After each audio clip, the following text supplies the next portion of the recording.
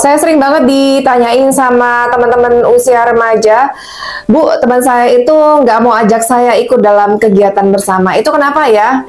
Apa ada yang salah sama diri saya? Gitu. Terus, Bu, kenapa ya saya dikucilkan teman-teman? Mereka nggak libatkan saya dalam bikin rencana kegiatan. Lalu ada lagi yang tanya, Bu, teman saya itu undang saya buat jalan-jalan. Saya udah seneng aja nih, tapi belakangan saya tahu ternyata saya diajak karena mereka kurang motor, Bu.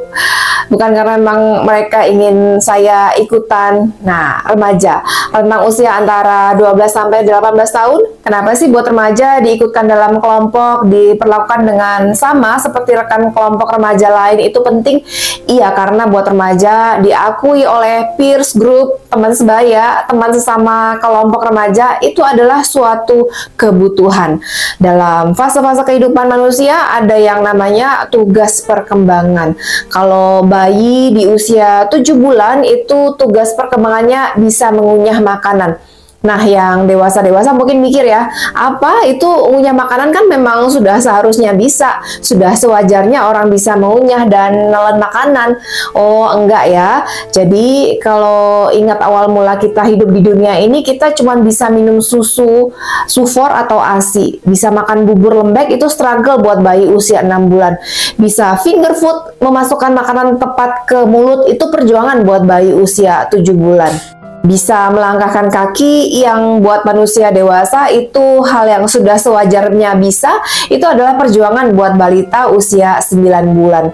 Diterima oleh teman sebaya itu adalah suatu hal yang krusial untuk remaja. Nah, pertanyaannya, bagaimana kalau teman sebaya kelompok yang diimpikan, yang dicita-citakan itu tidak membalas keinginanmu, tidak ingin melibatkanmu? Perasaan yang awalnya muncul ya kecewa, sedih, marah, cemas, bertanya-tanya, kok bisa aku nggak dilibatkan? Apa yang salah denganku? Aku kurangnya di mana? Nah, ini adalah perasaan yang sangat manusiawi ya. Manusia itu makhluk sosial. Manusia suka berinteraksi dengan manusia lainnya. Manusia suka terlibat dalam kelompok dan melakukan aktivitas bersama-sama. Nah, setelah menerima dan mengakui perasaan, setelah tenang dan mampu berpikir jernih, setelah meregulasi emosi, ini waktunya berpikir dengan tenang.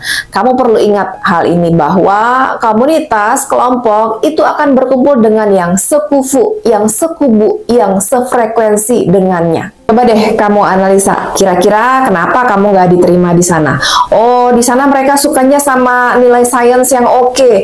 Oh, kelompok itu suka kalau sesama jago futsal. Nah, ini sebenarnya peluang buat upgrade diri. Kalau memang kamu suka, seneng dengan style kelompok pertemanan yang kamu ingin masuki ini, asal dirimu upgrade skill, tunjukkan kemampuan bahwa kamu bisa dan mampu sejajar dengan mereka.